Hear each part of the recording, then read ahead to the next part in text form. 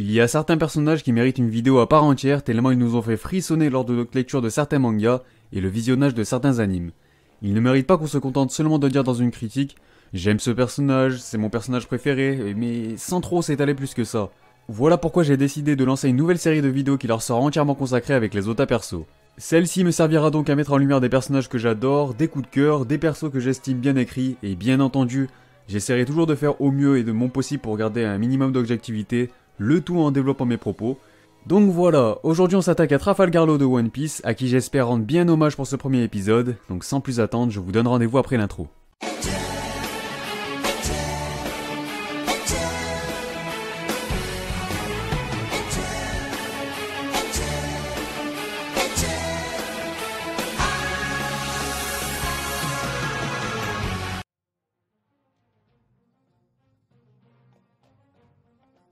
Salut à tous, je vous le disais depuis quelques mois déjà, mais ça y est, et désolé pour le retard, on se retrouve enfin pour le premier épisode d'Ota Perso avec Trafalgar Law au programme. Il ne s'agira pas de vous donner mon avis sur le manga, j'ai essayé de concentrer ma critique au mieux sur le personnage, et bien entendu je vais être contraint de spoiler certains éléments majeurs du manga pour appuyer mes propos, cela va de soi. Il vous est donc recommandé d'être au moins un jour jusqu'à l'arc Zou inclus, soit jusqu'au tome 82 il me semble, si je dis pas de conneries, vous pouvez me corriger dans les commentaires. Je commencerai tout d'abord par vous présenter le personnage, après ça je jugerai l'eau sur plusieurs points, à savoir sa personnalité, son histoire, son flashback, son chara-design, son utilité dans l'histoire, son but ou encore son fruit du démon. Ensuite je vous partagerai sa réplique et ses moments qui m'ont le plus marqué. Trafalgar Law, de son vrai nom Trafalgar D. Waterloo, est le capitaine et docteur de l'équipage du Hertz. Il est né à Flévence, dite la ville blanche située à North Blue. Il est apparu au chapitre 498 du tome 51 et à l'épisode 392 de l'anime, ouais je sais c'est précis, sur l'archipel Sabaody où l'on a appris qu'il faisait partie des supernovas, soit dit en passant la pire génération qui soit. On va directement passer à l'ellipse des 2 ans, donc il est devenu un grand corsaire, agissant directement sous les ordres du gouvernement mondial et se retrouve avec une ancienne prime de 440 millions. Cependant, et comme vous le savez, son titre a été révoqué par l'amiral Fujitora, lorsque ce dernier a appris qu'il s'était allié au Mugiwara. Après les événements survenus à Dressrosa, sa prime est donc passée à 500 millions. Lui et son équipage sont donc alliés à l'équipage du chapeau de paille, aux Minks et à la famille Kozuki pour faire tomber Kaido, l'un des 4 empereurs, et ça c'est le plan initial de l'eau. Je vous épargne une présentation plus large, voilà j'estime qu'on parle quand même du manga le plus populaire, avec un de ses personnages les plus populaires, donc inutile de s'étaler plus que ça sur sa présentation. On va directement s'intéresser à son but puisque c'est plus ou moins lié à sa présentation justement. L'eau nous a été présenté comme un énième pirate rêvant de trouver le One Piece. Or, contrairement à la plupart, et surtout à Luffy, ce dernier agit avec sa tête avant toute chose. Il ne s'est pas lancé dans une aventure si périlleuse de façon aussi insouciante que les autres, l'eau m'a toujours donné l'impression d'avoir tout prévu. Un plan minutieux qui lui a permis de se hisser parmi les hautes sphères de la piraterie. Mais avant d'aller plus loin, nous allons nous intéresser à son flashback, qui reste à mon sens le plus beau flashback de tout le manga. Et croyez-moi, j'en attendais beaucoup, mais alors beaucoup de son passé, et je peux vous dire qu'Oda a répondu à toutes mes attentes. Son flashback lui a apporté davantage de profondeur et a définitivement fait basculer l'eau parmi mes personnages préférés non seulement de One Piece, mais aussi de tous les mangas que j'ai lus jusqu'à maintenant. Alors qu'avant ça, je le trouvais un peu fade. Je pensais qu'il s'agissait juste d'un personnage cool, badass, classe, tout ce que tu veux mais pas plus, il lui manquait un peu de charme. Bref, l'enfance de l'eau a vraiment été terrible, mais quand je te dis terrible, c'est abominable, épouvantable, c'est vraiment dégueulasse ce qui lui arrivait, c'est un truc de fou. Le type il est né à Flévence, un pays magnifique où la blancheur resplendissait. Cette dernière venait d'un type rare de plomb appelé le plan de Saturne, qui je vous le rappelle, était réputé pour sa polyvalence dans la convocation de toutes choses, mais aussi pour sa toxicité mortelle lorsqu'on le manipule. Même en connaissance de cause, la famille royale et le gouvernement fermèrent les yeux sur ses effets secondaires, et laissèrent le peuple continuer d'extraire le blanc de Saturne qui ne cessait d'enrichir le pays. Résultat des courses, une épidémie se propagea dans la ville natale de l'eau et détruisit tout sur son passage. En fait c'est simple, l'eau a littéralement tout perdu. Tous les êtres qui lui étaient chers, seul survivant de ce drame, il a même dû se fondre entre une masse de cadavres pour échapper au gouvernement qui avait ordonné l'éradiction de Flévence, ainsi que tous ses habitants avant que l'épidémie ne se propage davantage. Vraiment des vraies raclures quoi.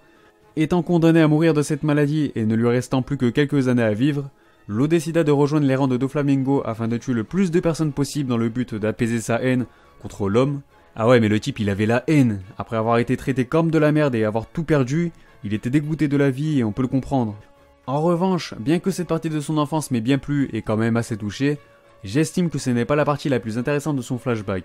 Le personnage de Trafalgar Law prend une nouvelle ampleur lorsqu'il croise la route d'un certain Corazon.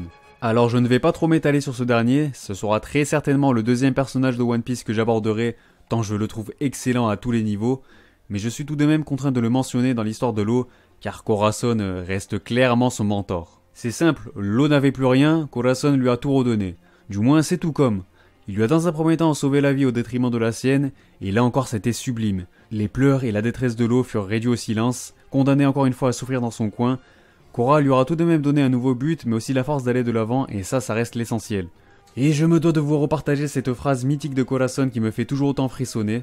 À ce moment-là tu m'as poignardé, mais ça ne m'a même pas fait mal. Celui qui avait mal c'était toi, quelle tristesse. C'est aussi lui qui a redonné confiance en l'être humain à Law, enfin bref, un gars fantastique qui restera pour moi le meilleur personnage issu de flashback aux côtés de Fisher Tiger dans One Piece.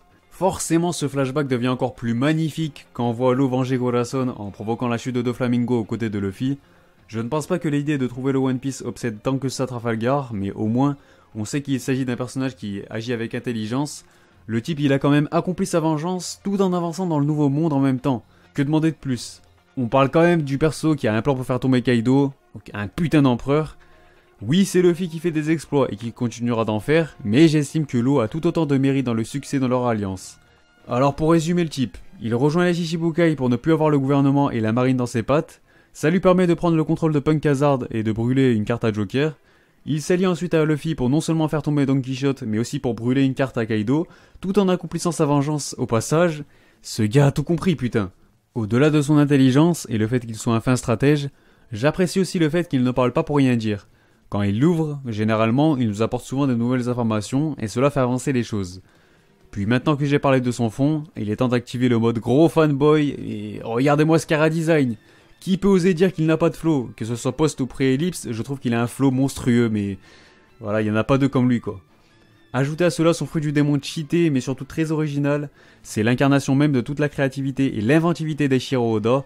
Law est un personnage qui a non seulement une personnalité unique, mais également un pouvoir et un style de combat qui lui est propre. Un perso comme lui, comme je l'ai dit, il n'y en a pas deux. Enfin bref, je suis obligé de vous partager le moment où il lâche un gros fuck à Dofla, c'était le plus gros je-te-baisse de l'histoire, c'était grandiose.